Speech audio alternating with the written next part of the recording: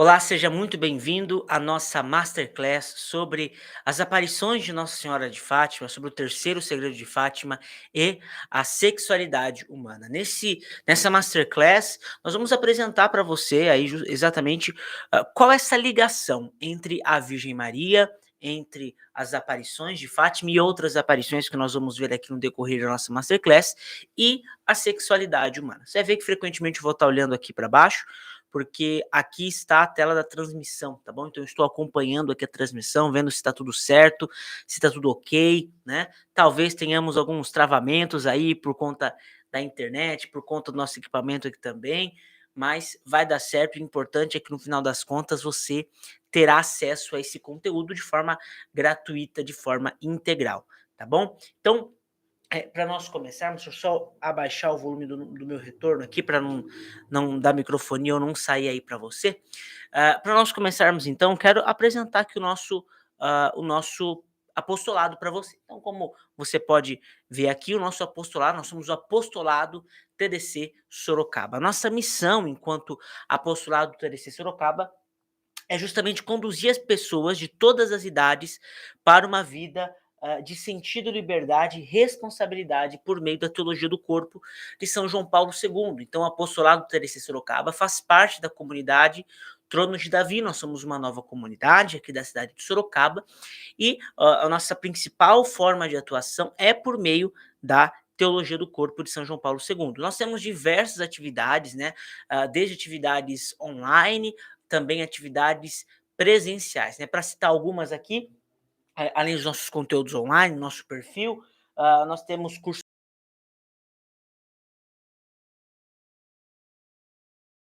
sobre feminismo, um curso sobre masculinidade, tudo relacionado aí à teologia do corpo, de forma gratuita, disponibilizado lá no nosso site, um curso sobre a encíclica Humanae Vitae também está disponível, entre outras coisas, tá bom? Então, temos os nossos cursos online gratuitos, também temos nossos cursos presenciais, temos palestras e formações, né, encontros nas paróquias. A gente faz bastante encontro em paróquia aqui na cidade de Sorocaba. Temos também o nosso encontro de homens, o nosso encontro de mulheres também, que é um encontro mensal que acontece no nosso espaço, que daqui a pouco eu vou mostrar para vocês. Temos também alguns eventos de convivência fraterna aqui no nosso espaço também. Temos alguns retiros presenciais que nós realizamos tanto aqui no espaço como também em outros locais. Temos, enfim, cursos e etc. São muitas atividades não faltam por aqui, né? E esse é um pouquinho aí do nosso apostolado. Aqui você pode conferir algumas fotos do nosso espaço, o Espaço Lolic, inclusive onde nós estamos gravando aqui é no Espaço Lolic, que é um espaço localizado aqui na cidade de Sorocaba, onde nós realizamos alguns dos nossos encontros, alguns de nossos eventos, tá bom?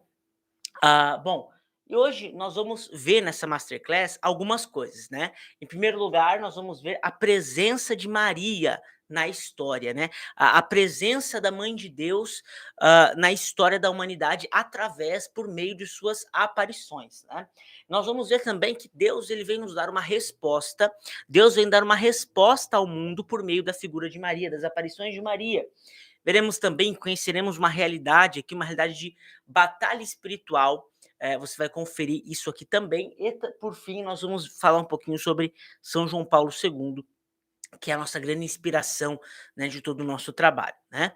Vamos lá? Então, a presença de Maria na história recente. Se você observar, uma coisa muito importante, muito interessante, é que as aparições de Nossa Senhora ocorreram em um período de tempo muito pequeno, né? Se você olha aí para a história da igreja, você vê que aparições de Maria eram muito raras de acontecer, né? As aparições de Nossa Senhora sempre foram muito raras de acontecer. Mas quando Maria começou a acontecer, né? Quando as aparições, perdão, começaram a acontecer, você vai ver que em um curto período, em um período aí de cerca de 100 anos, nós tivemos todas as grandes aparições de Nossa Senhora. Nós tivemos La Salete, nós tivemos a aparição de Nossa Senhora das Graças, Santa Catarina Laboré, nós tivemos muitas outras aparições de Nossa Senhora, aparição de Fátima, aparição de Lourdes, todas essas grandes aparições de Maria, todas essas grandes aparições de Nossa Senhora aconteceram mais ou menos ali em um período, né, em um período muito próximo ali. Para você entender um pouquinho, eu trouxe aqui uma linha do tempo, né, ó, uma linha do tempo aqui. Em 1830, nós temos aqui uma das primeiras grandes aparições de Nossa Senhora, que é a aparição da Virgem da Medalha Milagrosa, uma aparição que ocorreu ali na, na França, né, a aparição de Nossa Senhora, Santa Catarina Laboré, que é, né, aquela aparição em que Maria pede a confecção da medalha da Virgem Milagrosa, né. Depois nós temos aqui também, em 1846, a aparição de Nossa Senhora em La Salette, na França, né. Também nós temos aqui uma importante aparição em 1846. Já em 1858, nós temos outra grande aparição, agora, em Lourdes, também na França, né. E se nós pularmos um pouquinho aí os anos, lá em 1917, nós temos então aí a grande aparição de Nossa Senhora, que é realmente a aparição em Fátima, Portugal. Nós vamos falar um pouquinho dessa aparição aqui de forma especial, mas também vamos passar por cada uma das outras aqui, né. Bom, o que que é importante nós entendermos aqui? Você vai ver que, ó, nessa nossa linha do tempo aqui de aparições de Nossa Senhora, então começando desde a Medalha Milagrosa até Fátima, a gente vai precisar colocar aqui alguns outros acontecimentos que de forma contextual estavam ali, permeando essas aparições. Grandes acontecimentos, aconteceram, né, para ser um pouco redundante, aconteceram nesse período entre estes anos aqui, né. Bom, para citar um exemplo aqui, um pouquinho antes, né, da aparição da Virgem da Medalha Milagrosa em 1830, um pouquinho antes aconteceu a Revolução Francesa, né. A Revolução Francesa ocorreu ali entre 1789 e 1799. E foi uma verdadeira carnificina em nome de bons valores, né? Então, quem nunca ouviu falar dos valores da Revolução Francesa? Liberdade, igualdade, fraternidade, né? Mas em nome destes bons valores, esses valores tão positivos, todo mundo enche a boca para falar, em nome destes bons valores, padres, freiras e católicos em geral foram mortos. A Revolução Francesa representou uma grande negação a Cristo. A Revolução Francesa foi verdadeiramente uma grande negação a Cristo, tá? Antes de continuar, eu só vou conferir aqui o retorno, ver se tá tudo certo com o áudio, tá bom, pessoal? O mais importante aqui é o áudio, tá? Se de repente a imagem não estiver muito boa para você ou estiver travando, não tem muita importância. Foque no áudio, porque toda a informação estará aqui no áudio, né? Bom, então entre 1789 e 1799 nós tivemos essa Revolução Francesa, um pouquinho antes aqui dessa aparição de Nossa Senhora, ah, da Medalha Milagrosa. Qual que é a relação entre a Revolução Francesa e a aparição de Nossa Senhora da Medalha Milagrosa? Você vai conferir, você vai conhecer também daqui a pouco, né? Mas seguindo um pouquinho aqui, ó, depois da aparição de Nossa Senhora em La Salette, na França, essa aparição aconteceu em 1846. Em 1848, portanto, 2 anos depois, nós temos a Revolução Comunista, né? Óbvio que quando eu falo de Revolução Comunista, aqui é só para marcar esse fato, porque na verdade, em 1848, ocorreu a publicação do Manifesto Comunista, né? Que pregava aí justamente o marxismo, que é uma ideologia materialista e ateia. Então, se lá em 1789 eu tive uma negação de Cristo com a Revolução Francesa, agora em 1848, portanto, 2 anos depois da Revolução, da aparição de Nossa Senhora em La Salette, nós temos aqui uma negação de Deus acontecendo na Revolução Comunista, né? Na publicação do Manifesto Comunista. Seguindo um pouquinho aqui, né? Então nós tivemos entre a Revolução, um pouquinho antes, um pouquinho depois dessa Revolução Comunista, a aparição de La Salette e de Lourdes. Pulando um pouquinho, nós temos a aparição de Fátima em 1917. E uma coisa importante, em 1960, portanto ali, 40 anos depois ali da aparição de Nossa Senhora de Fátima, nós temos a Revolução Sexual. Então, se a Revolução Francesa foi um não a Cristo, a Revolução Comunista um não a Deus, a Revolução Sexual foi uma negação da dignidade humana. Né? E como que a Revolução Sexual negou a dignidade humana? Dizendo não à moral tradicional a respeito da sexualidade. Então, em nome de uma liberação sexual, em nome de uma liberdade sexual, foi feita uma grande propaganda e uma grande disseminação de preservativos, de anticoncepcionais. A partir dali também começou a haver a propagação do feminismo, do sexo livre, do aborto e todas essas coisas que hoje nós lutamos contra. Mas a origem está aqui em 1960. Só que eu quero que você pare por um instante e olhe para este retrato que está aqui diante de você. Você tem aqui 4 grandes aparições de Nossa Senhora, né? E essas 4 grandes aparições de Nossa Senhora estão permeadas por 3 dos acontecimentos mais marcantes do ponto de vista negativo da nossa história. Não pode ser coincidência que estes 3 movimentos estão permeados por aparições de Maria. Não pode ser coincidência, né?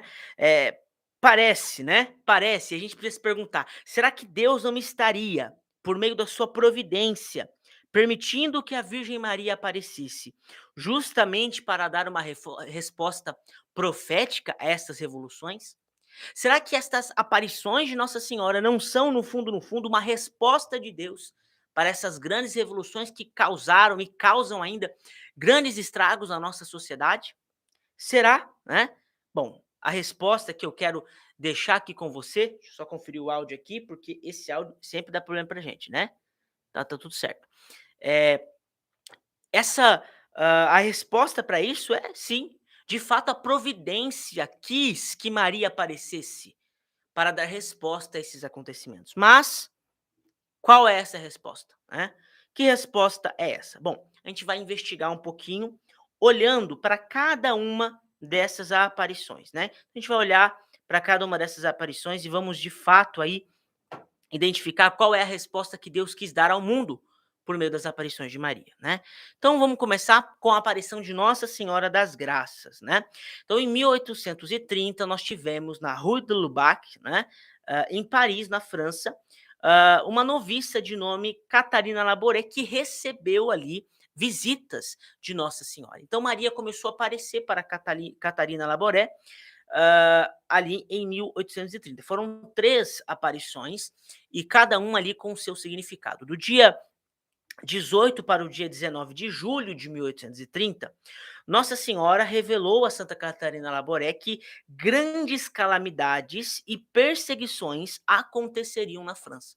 Então, o primeiro alerta de Maria para Catarina Labouré era que haveriam grandes calamidades e perseguições que iriam afetar a França, né?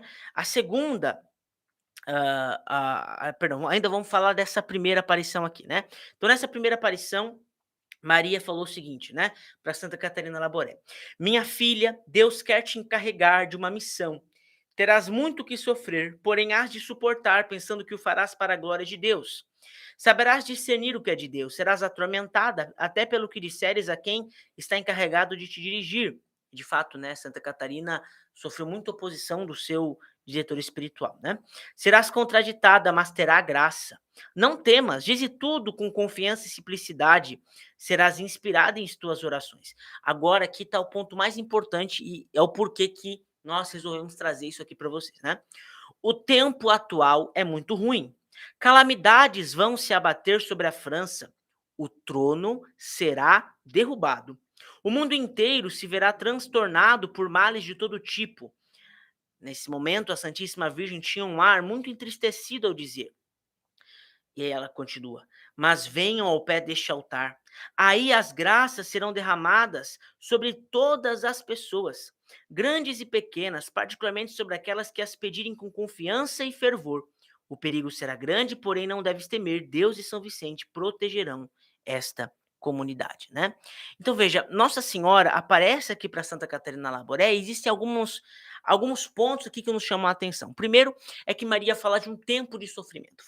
E se nós olharmos ali para a história, para aquele contexto de Catarina Labouré, de fato, foi um tempo de sofrimento para a igreja, né? Houve uma perseguição anticatólica muito grande, houve momentos ali, ebulições sociais muito grandes, mas com certeza esse tempo de sofrimento que Maria estava falando não se limitava apenas aquele momento de Catarina Labouré. Com certeza Maria já estava prevendo aquilo que seria a revolução, a revolução que ocorreu ali alguns anos antes, né, a Revolução Francesa, né, que realmente derramou muito sangue, enfim, de muitos católicos, de muitos devotos. Então Maria fala de um tempo de sofrimento, mas também fala que o trono seria derrubado. Bom, o rei Carlos X, que reinava naquele momento na França, de fato, algum tempo depois, ele foi derrubado por conta das revoluções que aconteceram ali, né?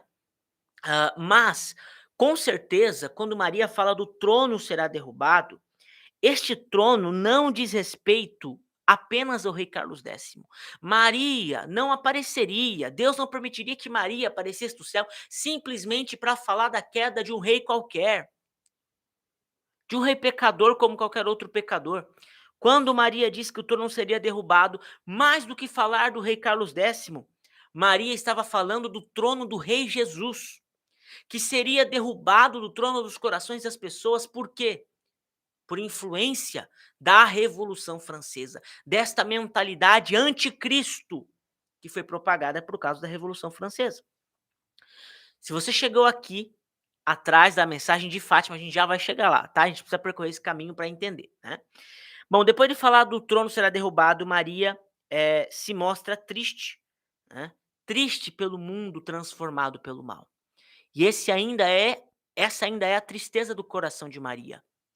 Maria ainda olha para o mundo e sente tristeza diante do pecado dos homens, diante dos nossos pecados, né?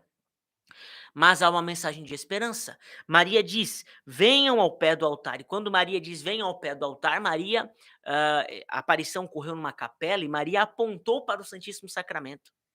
Então, venham ao pé do altar realmente é um chamado de Maria ao Santíssimo Sacramento. Um convite de Maria para Catarina Laboré, né, para o Santíssimo Sacramento. Ou seja, se Cristo estava sendo destronado naquele momento por conta da Revolução Francesa e das outras revoluções, o modo de fazer com que Cristo volte ao trono do coração dos homens é por meio do Santíssimo Sacramento. Se hoje Cristo está destronado na nossa vida, na nossa sociedade, no nosso mundo, por influência das revoluções, precisamos voltar ao Santíssimo Sacramento, né? Em resumo a tudo isso, né? Em resumo, diante dos tempos maus que eram inaugurados, né, naquele momento, diante de Jesus que era destronado, Maria chamou a igreja para retornar para Cristo, né? Como ela fez lá nas bodas de Caná. Fazei tudo o que ele vos disser. No momento de calamidade e de sofrimento, Maria convida a igreja a olhar para Cristo. Este é o convite que Maria fez ali e, com certeza, é o convite que Maria faz a nós também nesse tempo, né? Houve uma segunda aparição, né? A segunda aparição que aconteceu ali no dia 27 de novembro de 1830, e era um sábado que antecedia, né, o primeiro domingo do Advento. Maria apareceu com anéis que brilhavam nas suas mãos, alguns anéis que brilhavam e outros anéis que não brilhavam, né? Brilhavam e outros que não, né? E Maria disse que esses anéis que não brilhavam eram graças que não eram pedidas, né? Então ela faz o pedido da medalha milagrosa, pedindo que fosse cunhadas essas medalhas e dizendo, prometendo que todas as pessoas que usassem a medalha milagrosa, trazendo a medalha em seu pescoço, receberiam grandes graças, né? E essas graças seriam dadas àqueles que usassem a medalha com grande confiança. E atrás da medalha, e aqui existe um dado importante, tá? Tudo isso aqui vai se conectar lá na frente e você vai entender. Atrás da medalha, Maria pediu que fosse colocada a inscrição: ó Maria concebida sem pecado, rogai por nós que recorremos a vós. Ó Maria concebida sem pecado, né? Preste atenção nessa inscrição. Ó Maria concebida sem pecado, rogai por nós que recorremos a vós. Amém? Então, ó, deixa eu só fazer o teste do som aqui, tá, gente? Porque a questão técnica é importante, né? Parece que está tudo bem, então vamos seguindo aqui, né? Ó Maria concebida sem pecado, rogai por nós que recorremos a vós, e foi, portanto, aí o pedido de Maria para que fosse inscrito na medalha, tá? Bom, agora saindo um pouquinho dessa aparição de Nossa Senhora aqui, das graças, né? Então ela faz o pedido. Chegamos na aparição de Nossa Senhora de La Salette. Mais uma vez, aparece no rosto de Maria uma tristeza pela impenitência do mundo, sobretudo pela impenitência da igreja, né? E Nossa Senhora faz uma profecia, né? Falando a respeito dos apóstolos dos últimos tempos. Maria diz o seguinte na sua aparição, né? Só colocar aqui. Chama os apóstolos dos últimos tempos, os fiéis discípulos de Jesus Cristo que têm vivido no desprezo do mundo e de si próprios, na pobreza e na humildade, no desprezo e no silêncio, na oração e na mortificação, na castidade e na união com Deus, no sofrimento e no desconhecimento do mundo. Já é hora de que saiam e venham iluminar a terra. E de mostrai-vos como filhos queridos meus. Eu estou convosco e em vós sempre que a vossa fé seja a luz que alumie. E nesses dias de infortúnio, que o vosso zelo vos faça famintos da glória de Deus e da honra de Jesus Cristo, né? Então, perceba aqui alguns pontos importantes. Maria diz que os apóstolos dos últimos tempos, portanto, aqueles homens e mulheres que antecederiam a vinda de Cristo, estes apóstolos, eles realmente brilhariam na castidade. Perceba que Maria faz questão de falar sobre castidade. Por que essa informação é importante? No final você vai entender. Então, a gente tem aqui Maria, né, aparecendo ali como Nossa Senhora das Graças, referindo a si mesmo como Maria concebida sem pecado. Agora, em La Salete, Maria fala que os apóstolos dos últimos tempos, eles brilhariam na castidade, né? E nós temos Lourdes, tá? Pulando aqui rapidinho, chegamos em Lourdes. Em Lourdes, Maria aparece e mais uma vez pede oração e penitência pela conversão dos pecadores, né? Isso está sempre presente nas aparições de Nossa Senhora. Mas Nossa Senhora aparece aqui em Lourdes e revela-se como a Imaculada Conceição, né? Então Maria aparece e diz: eu sou a Imaculada Conceição. Então olha que interessante. Nossa Senhora das Graças aparece e diz: ó Maria concebida sem pecado, portanto a Maria Imaculada. Em La Salete, Maria aparece e diz que os apóstolos dos últimos tempos seriam castos. Em Lourdes, Maria aparece e diz que ela é a Imaculada Conceição. Comece a ligar esses pontos. Você vai entender no final o que tudo isso tem a ver, né? Em Fátima, Nossa Senhora aparece, né? Então, chegando em Fátima agora, e agora chegamos em Fátima, você que estava ansioso. Em Fátima, o anjo aparece, né? E fala ali que haveriam, e convida, né, a igreja a realmente orar e a pedir e a oferecer sacrifícios pela reparação às ofensas aos corações de Jesus e de Maria, né? Primeiro aparece o anjo. Depois, em 13 de maio de 1917, houve ali a primeira aparição de Nossa Senhora, né? Em 13 de maio de 1917, é por isso que nós celebramos o dia de Nossa Senhora de Fátima hoje, né? No dia 13. No dia 13 de junho, houve a segunda aparição, né? E a segunda aparição aqui é o que nos chama mais a atenção aqui, né? Que é mais importante para nós essa Masterclass. Nossa Senhora diz nessa segunda aparição em 13 de junho, né?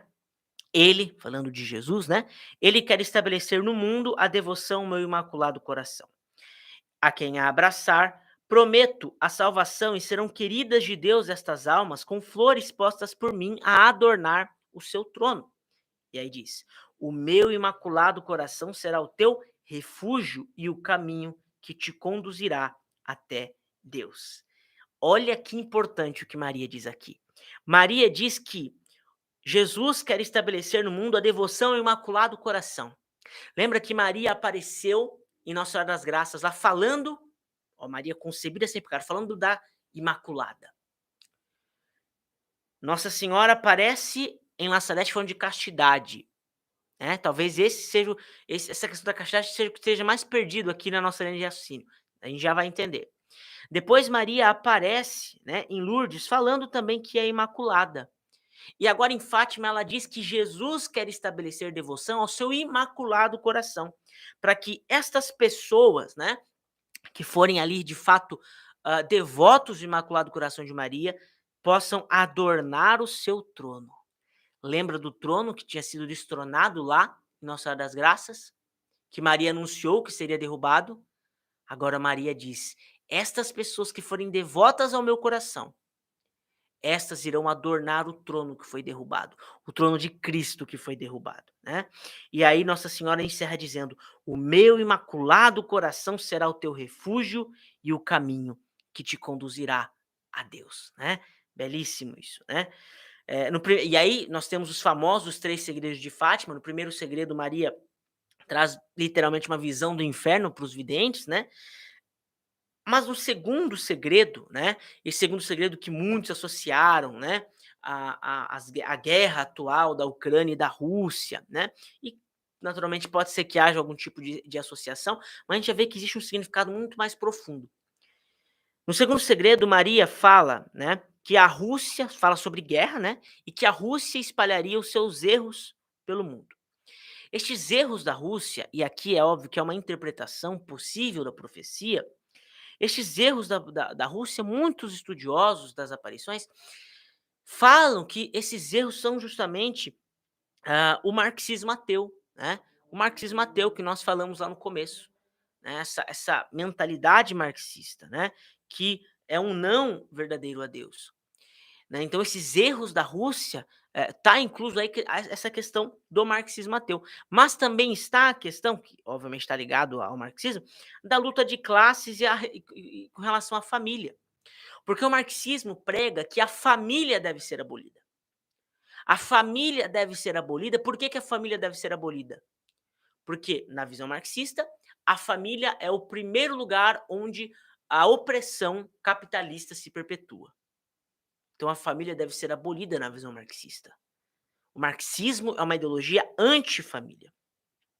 Não é à toa que a irmã Lúcia disse, né, mais tarde, que a guerra final entre Deus e Satanás seria sobre a família e o matrimônio. Existe algo, existe uma ligação entre essa visão de família e essa tentativa de destruir a família do marxismo e as aparições de Maria, né?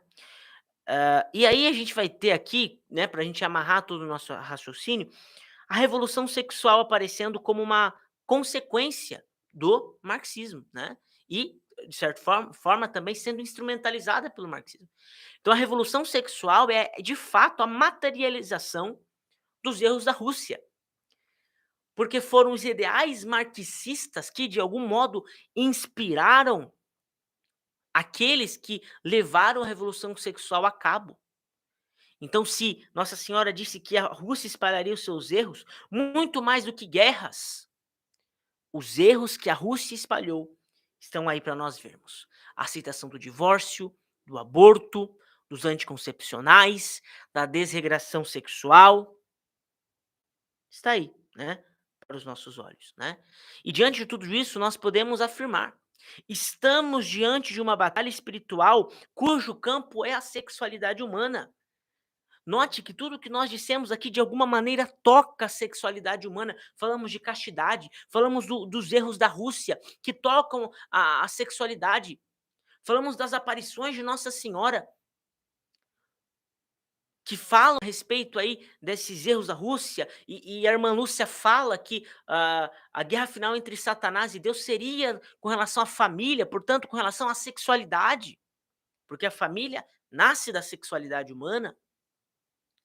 Existe uma batalha espiritual cujo campo é a sexualidade humana, e nós precisamos nos perguntar por quê? Por que a sexualidade é o campo de batalha entre Deus e Satanás? Bom, porque a sexualidade foi criada por Deus para revelá-lo. Talvez você nunca tenha ouvido sobre isso, mas a sexualidade humana foi criada por Deus para revelá-lo. Você vai entender ainda até o final aqui que existe uma ligação também entre o triunfo do Imaculado Coração de Maria e a sua sexualidade, né? E a sua sexualidade. Mas por que a sexualidade é tão importante? Porque ela foi criada por Deus para revelar a Deus. Em Gênesis 1:27 a gente vai ver a Bíblia dizendo, né? E criou Deus o homem à sua imagem e semelhança. A imagem de Deus o criou. Homem e mulher os criou. São João Paulo II diz que nós somos imagens de Deus não tanto individualmente, mas na comunhão. Homem e mulher juntos são muito mais imagens de Deus do que um homem sozinho, uma mulher sozinho. Porque a trindade é comunhão. Se a trindade é comunhão, homem e mulher em comunhão são imagem da trindade, né? São imagem da trindade. E o homem e a mulher unidos na relação sexual, portanto, nessa comunhão, são sacramento de uma realidade superior. Entenda, por que que a sexualidade é tão importante? Porque a sexualidade humana, a união entre homem e mulher, é sinal de que Deus quer se casar com seu povo. Nós temos desejos sexuais, porque Deus colocou em nós uma lembrança de que Ele quer se casar conosco. Deus quer se casar com seu povo. São João Paulo II diz que a analogia menos imperfeita para compreender a Trindade é justamente a relação entre homem e mulher. A relação entre homem e mulher revela Deus. A relação entre homem e mulher revela a Trindade. A revelação entre homem e mulher revela o nosso chamado à vida eterna. Por isso Deus não quer reprimir a nossa sexualidade, mas quer que a vivamos segundo a verdade. E também é por isso que Satanás, também é por isso que Satanás, opa, voltando aqui, também é por isso que Satanás quer destruir a sexualidade. Porque Satanás sabe que a sexualidade é um meio de conhecermos, transmitirmos e revelarmos a Deus. Satanás vocifera, Satanás direciona todo o seu ódio contra a sexualidade humana, porque a sexualidade humana é um meio que Deus estabeleceu para revelar a sua grandeza, a sua beleza. No terceiro segredo de Fátima, Nossa Senhora fez uma profecia, dizendo que por fim o meu imaculado coração triunfará. Agora você vai entender o que é o triunfo do Imaculado Coração de Maria. Agora você vai compreender o que é o triunfo do Imaculado Coração de Maria. O triunfo do Imaculado Coração de Maria é uma resposta de Deus para este tempo que nós estamos vivendo. O triunfo do Imaculado Coração de Maria é uma resposta de Deus para o tempo que nós vivemos, porque diante de um mundo tão entregue ao pecado, diante de uma igreja tomada pela imoralidade, diante da relativização da verdade, da aceitação dos pecados sexuais, do aborto, da contracepção, a resposta de Deus está nas falas de Nossa Senhora. Maria aparece como Nossa Senhora das Graças e diz: ó Maria, concebida sem pecado, chamando a atenção para a sua imaculada, para o seu ser, né? Para aquilo que ela é. Bem, vamos lá que deu uma rolada, né? Chamando a atenção por ela ser imaculada, ela chama a atenção por isso. Maria aparece em La Salete e diz que os apóstolos dos últimos tempos viveriam a castidade. Perceba, eu sou imaculada. Maria aparece chamando a atenção porque ela é imaculada. Em La Salete dizendo que ela é, que os apóstolos dos últimos tempos serão levantados por ela como aqueles que vivem a castidade. Em Lourdes ela aparece dizendo que também ela é imaculada. Em Fátima dizendo que o seu imaculado coração triunfaria. Percebe, irmãos, que o ser imaculado de Maria aqui, de fato revela o chamado que nós temos à pureza. Qual a ligação entre Maria aparecer em La Salete, falar de castidade, e nas outras aparições falar que ela é imaculada? Ora, ela ser imaculada é uma lembrança do nosso chamado à castidade e à santidade. A pureza de Maria é uma lembrança de que nós devemos viver a castidade. Portanto, olhando para essas aparições de Nossa Senhora, nós podemos chegar à conclusão de que o triunfo do Imaculado Coração de Maria é o triunfo da pureza. O triunfo do Imaculado Coração de Maria não é, de repente, que grandes governantes se convertam ao Evangelho. Não é que o Putin se converta ao Evangelho. Se isso acontecer, glória a Deus, mas não é este o triunfo do Imaculado Coração de Maria. O triunfo do Imaculado Coração de Maria é o triunfo da pureza. E aqui nós precisamos, de fato, compreender e viver uma verdadeira pureza, porque pureza não é puritanismo. Pureza é muito diferente de puritanismo, porque enquanto o puritanismo foca nas regras e nos milindres morais, nas regrinhas morais para seguir, não, a pureza é ter um coração transformado. Enquanto no puritanismo, o puritano busca ser puro ou ser santo por suas forças, o puro não. O puro, ele sabe que a sua pureza vem da graça e, portanto, ele recorre à graça para ter um coração transformado. O puro, ele não vive um legalismo, mas uma moralidade viva. Uma moralidade viva que flui do coração. Você é chamado a viver uma moralidade viva que flui do coração. E aqui, meus irmãos, aparece a ligação entre as aparições de Nossa Senhora Todas essas aparições de Nossa Senhora e, de forma especial, a aparição de Fátima, todas essas aparições de Nossa Senhora e a teologia do corpo. Padre Gobi foi um homem, né, um sacerdote, que recebeu algumas locuções de Nossa Senhora. E Nossa Senhora disse ao Padre Gobi que o Papa São João Paulo II era o Papa do seu imaculado coração. Note, Maria poderia ter dito que o Papa João Paulo II era o Papa que ela amava, o Papa que ela gostava, mas ela falou que era o Papa do seu coração, do seu imaculado coração.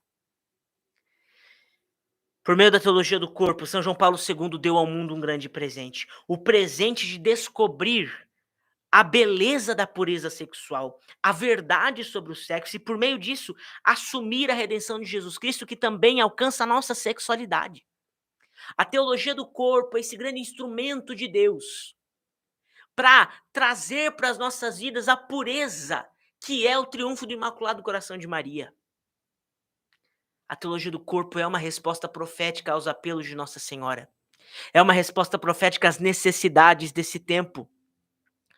Portanto, irmãos, esta é a grande riqueza da teologia do corpo. E você lembra que eu falei sobre batalha espiritual? Ou seja, Satanás quer destruir o sexo por quê? Porque sabe que o sexo é o meio de nós conhecermos a Deus. Sim? Beleza, maravilha. No dia 13 de maio, como um 13 de maio como hoje, né? No dia 13 de maio de 1981, São João Paulo II iria proferir uma das catequeses de teologia do corpo. Olha, no dia 13 de maio ele ia falar sobre teologia do corpo. Quando ele foi alvejado por um disparo por um terrorista. Um terrorista atirou nele, ele recebeu ali alguns tiros. Foi no dia de Nossa Senhora de Fátima. Mais tarde, ele declarou que a mão de Maria desviou a bala, impedindo que fosse mortal. A batalha espiritual é real. Satanás tentou acabar com a vida de São João Paulo II porque sabia que São João Paulo II trazia em seus ensinamentos a resposta profética para o mundo perdido e entregue à imoralidade sexual. Sabia que São João Paulo II trazia em seus ensinamentos a resposta profética para que o Imaculado Coração de Maria de fato triunfe por meio da pureza em nossas vidas. O demônio sabe, irmãos, que se nós vivermos a verdade de Deus para a nossa sexualidade, Deus será glorificado como nunca nessa terra. E é por isso que ele quer tanto destruir a nossa sexualidade, é por isso que ele quer destruir a sua sexualidade. Para encerrarmos, irmãos, conte com Maria para viver a pureza. Maria quer que por meio de você, o seu imaculado coração triunfe. Maria quer que por meio da sua pureza, o imaculado coração dela possa triunfar, né? Não ao puritanismo, né? Não ao puritanismo, mas uma santidade viva e verdadeira. Isso só será possível quando nós conseguirmos responder à pergunta: qual a verdade a respeito da nossa sexualidade? E a resposta para essa pergunta, quem nos dá é São João Paulo II na teologia do corpo. Tá bom? Então esta é a ligação entre Maria e a teologia do corpo, entre as aparições de Nossa Senhora e a teologia do corpo. A ligação é essa. A teologia do corpo é uma resposta da providência para que o Imaculado Coração de Maria triunfe por meio da pureza em nossas vidas. Amém? Que nesse dia de Nossa Senhora de Fátima você deixe Maria triunfar por meio da sua pureza. Maria triunfar por meio da sua santidade. Para encerrar, quero convidar os irmãos a, de fato, seguirem, acompanharem nosso apostolado. Nós temos um site, nós temos o Instagram e temos também o nosso Telegram, tá bom? Então, essas informações estarão na descrição desse vídeo. Você pode entrar, acessar lá e nos acompanhar nas redes sociais, tá bom? Deus abençoe você, que Nossa Senhora de Fátima, nesse dia tão especial, possa nos inspirar a uma vida de santidade. Ave Maria, cheia de graça, o Senhor é convosco. Bendita sois vós entre as mulheres, bendito é o fruto do vosso ventre, Jesus. Santa Maria, Mãe de Deus, rogai por nós, pecadores, agora e na hora de nossa morte. Amém. Nossa Senhora de Fátima, rogai por nós. Em nome do Pai, do Filho e do Espírito Santo. Amém.